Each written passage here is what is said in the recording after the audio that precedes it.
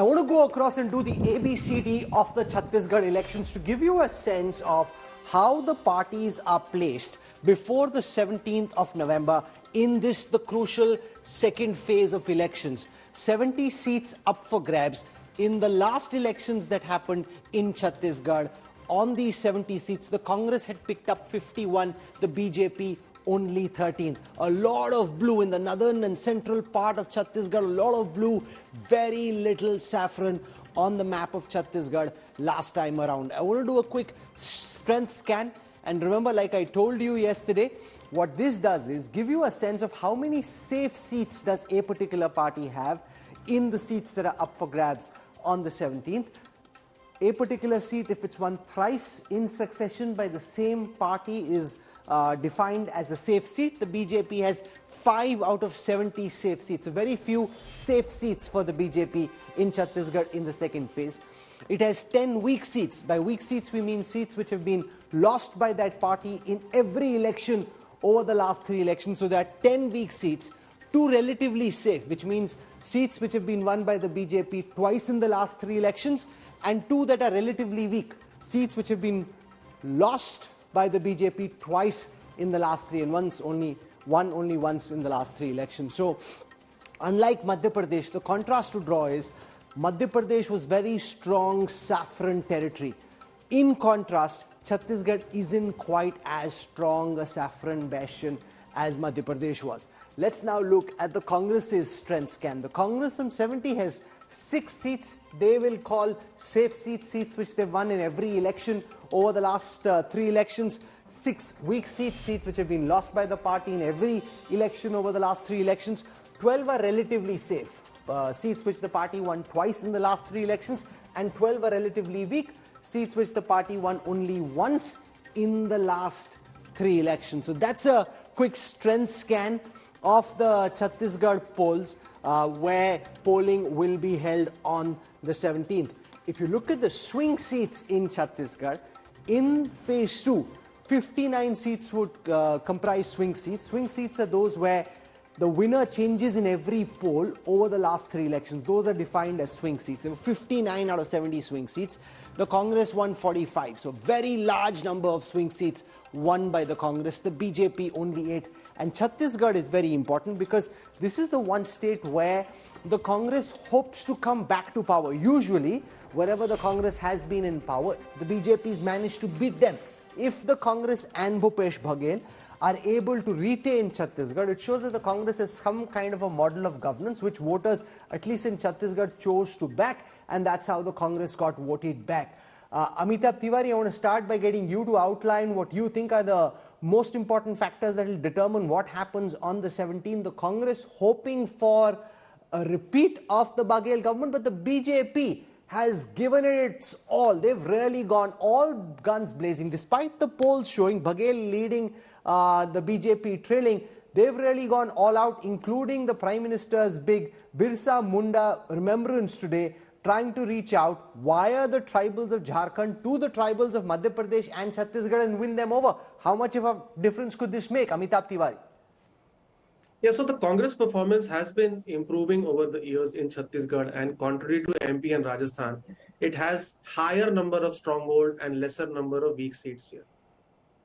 However, Chhattisgarh has always been a very close election. You mentioned about the high number of swing seats where Congress holds maximum of the swing seats. So if the trend continues that the Congress is in the risk of losing these 40 odd seats, then the victory margins in Chhattisgarh have always been close. 34, 33 and 19 seats in the last 3 elections. The others, which is parties like the BSP, GGP, JCC, etc., have won more than the victory margin in almost 40% of the seats, 40% plus seats in every election. So Chhattisgarh has always been close. It seems to be reverting to the mean of close elections. Now the ST reserved seats play a very important role. Incidentally, even when Congress lost in 2013, it was leading in the ST reserved seats, and that's 29 of them. So the BJP, through the Prime Minister, has announced scheme for tribals to woo the community because without making a dent in the ST reserved seats, which is largely in Bastar, and also this time in the of the 70 seats, some 9 are reserved in the northern part, which is adjacent to the Jharkhand.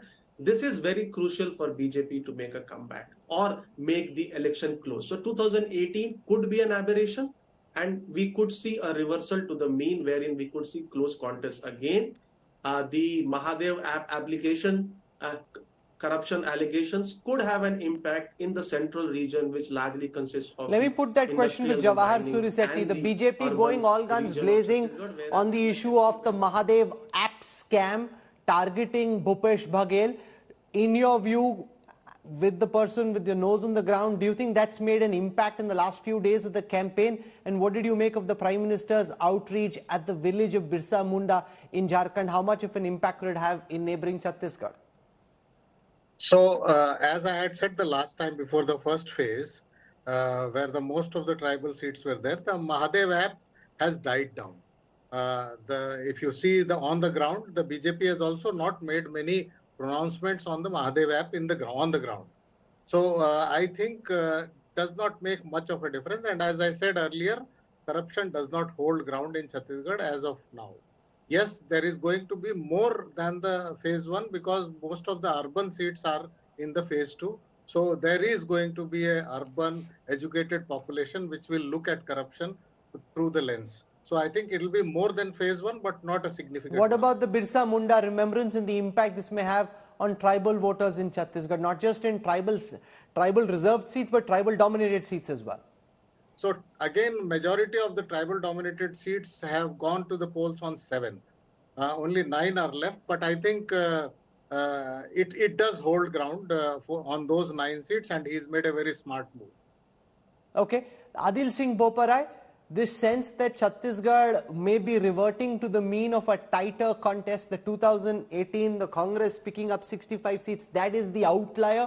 You may not get that kind of a decisive mandate. It will be a far tighter fight between the Congress and the BJP, even though Bhupesh Baghel is hoping to do an encore. Well, Mr. Kanwal, what you're witnessing in Chhattisgarh is pro-incumbency.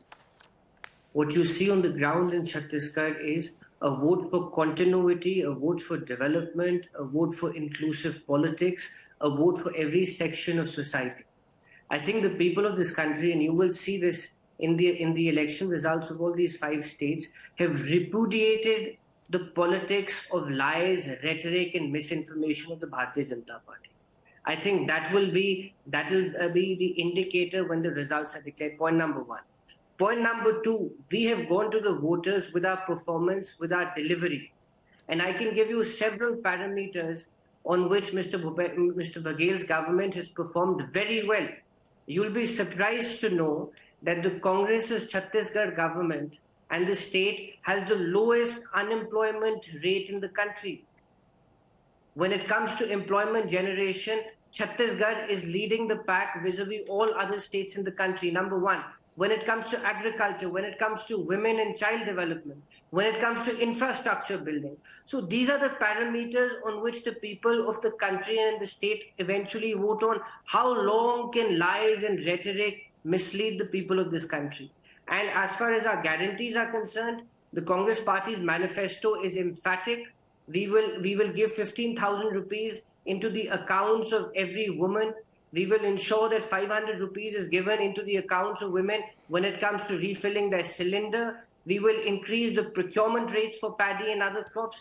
We are improving the law and order. And as far as the BJP is concerned, Mr. Kanwal, the BJP is rudderless. There is no line of leadership.